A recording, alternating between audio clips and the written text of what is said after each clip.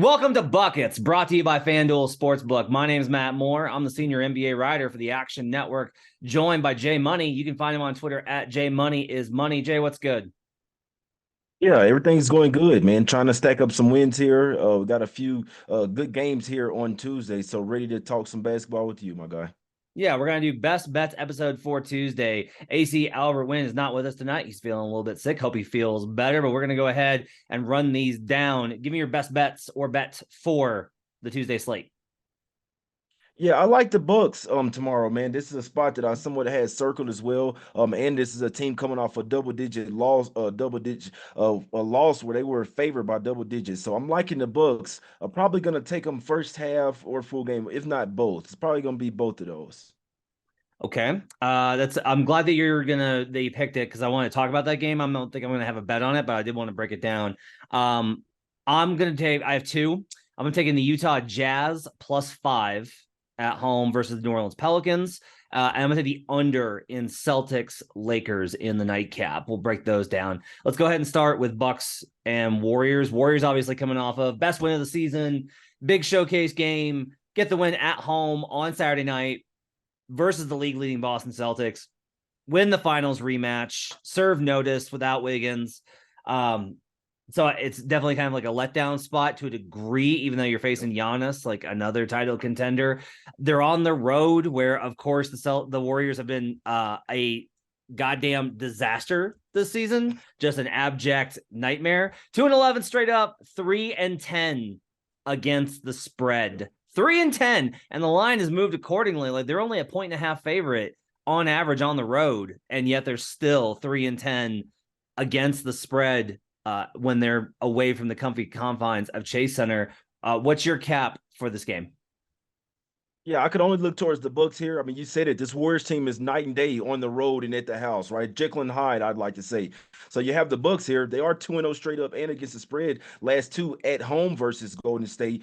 This is a revenge spot as well. They lost to them last year, 122-109 in Golden State. And the home team is actually 4-0 straight up and against the spread last four meetings as well. This is also a bounce back J spot here for the Bucks. They were favored by 10 points on Sunday. They lost outright, only scored 92 points versus the Houston Rockets. And they're 5-2 against the spread. Last seven, following a straight up loss here. So I like the Bucks. I'm going to go ahead and take them first half and full game. I think they get it started early. And I also think they get it going often as well. This line opened up at 3.5. It went to 4.5 pretty quickly. I agree with it here. And like I say, and like you said, Warriors only 20-11 straight up on the road, 3-10 against the spread on the road as well. So have to when you do want to fade the Warriors, it's gonna have to come on the road. The Bucks offense a lot better at the house as well. So give me the Bucks here in a bounce back plus the letdown spot for the Warriors. Draymond's probable. He's got an ankle sprain.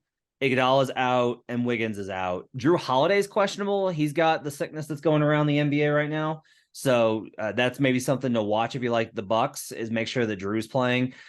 Ingles is obviously out and Chris Middleton's probable, so he's going to play. If they upgrade him to probable, it means that he'll almost definitely play after missing the game versus the Rockets. I make this game, it's interesting matchup. So if you look at how these two teams play in terms of transition and half court, I've got a big edge for the Bucks in half court offense because the Warriors half court offense is a little bit middling and the Bucks half court defense is elite. So I've got this as Bucks as a significant favorite, way more than the spread on matchup. Power rating, I have it too close. That's why I'm going to go ahead and stay away. I have this Bucks -2 on power rating.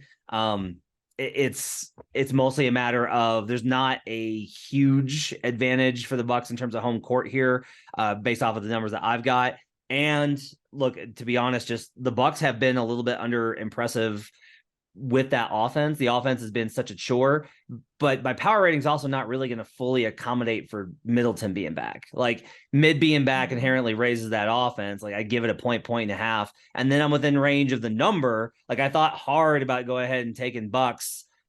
I might, if money comes in on the Warriors, I might play a Bucks money line. That might be a play for a small play for me. I can't get there because of the number, but I do like the spot. I think your cap's absolutely spot on.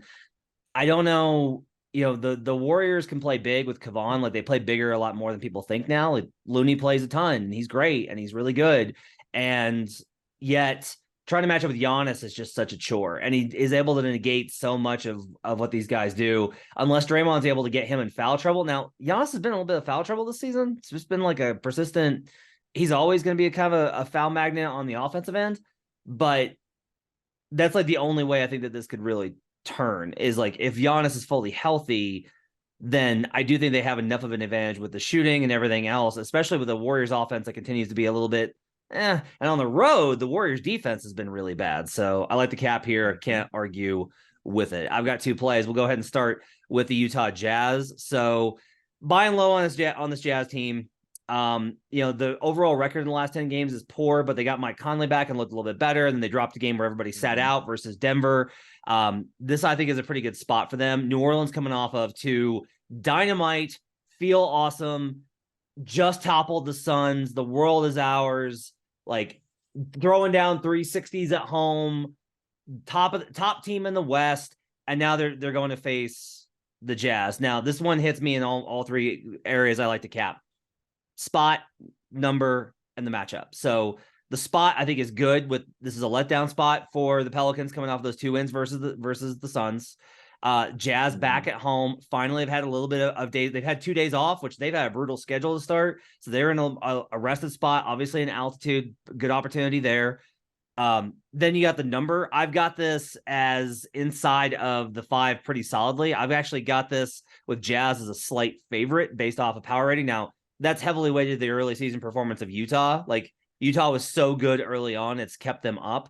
But even if I manually adjust this by 2 points, I'm still not getting to 5. I'm not getting anywhere near Pels -5 with Mike Conley back, especially. I don't think that that's an accurate description of the spread. And then this is the matchup thing. Brandon Anderson talked about this earlier this summer or this season when we were talking about things. So the Pels are 26th in opponent 3-point rate. So they actually wind up allowing, they're 5th. They allow the 5th most threes by the opponent per 100 possessions. And on the other side of the equation, the Pels per 100 possessions they are bottom 3. They are the 3rd lowest team in 3-point rate. The Jazz just bomb. Like that's what they do is they just bomb from 3. They take the 5th most threes per 100 possessions in the league, and they make the 4th most per 100 possessions. It's the Celtics, the Warriors, the Mavs, and then the Jazz. So this is a huge math advantage for Utah at home. Gonna get right. I love the spot. I like the number. I'm going to go ahead and grab Jazz +5. I don't play a half unit on the money line. What do you think?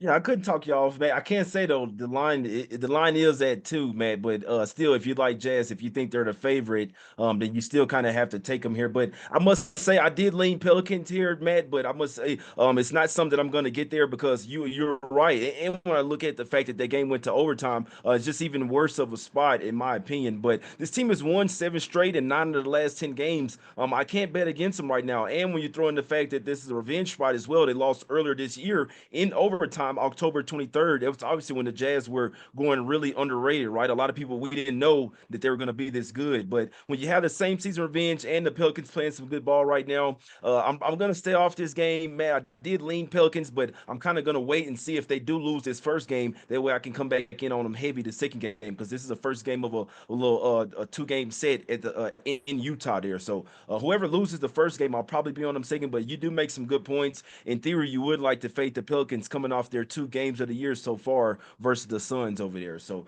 you make some good points there, but it's still probably Pelicans or nothing for me, man. They're just way too hot right now, man.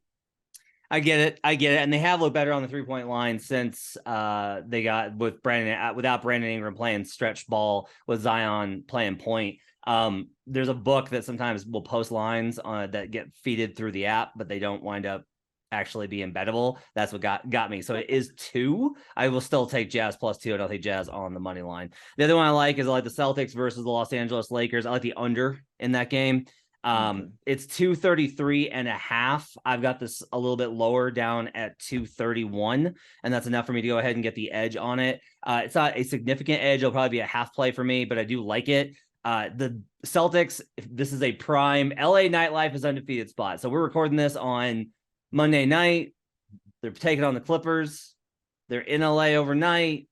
probably will enjoy themselves. And then they got the Lakers tomorrow, right? So back to back in LA. Lakers defense hasn't been good lately. And that's definitely a scare for me. That's why I don't think this number is like wildly off. They've been terrible. But the Celtics offense, I think, might be starting to regress just like a touch.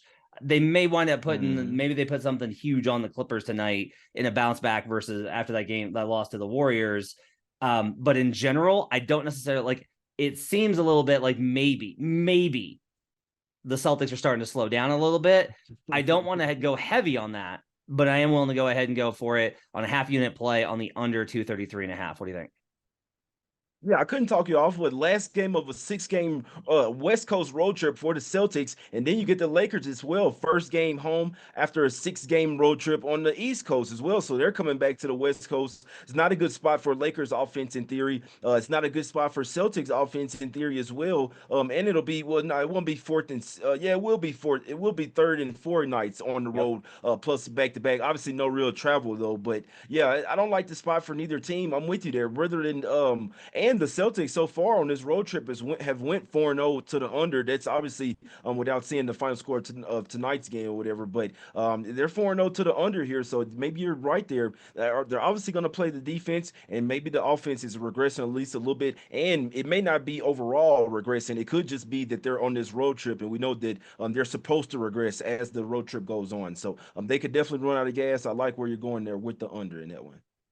All right, quick show for our best bets for Tuesday. We'll be back tomorrow with a full rundown and best bets for the Wednesday's slate. Make sure to stay tuned for that tomorrow. If you got feedback, hit us up on Twitter I'm at HP Basketball. Jay's on Twitter at JMoneyIsMoney. You can also track our plays in the award-winning Action Network app. Best way for you to track your picks. You get all sorts of cool information as well as our great content. Check it out, the Action Network app. My thanks to Jay. My thanks to David Payne, our producer. We'll see you guys again tomorrow with another episode. Till then, let's get buckets.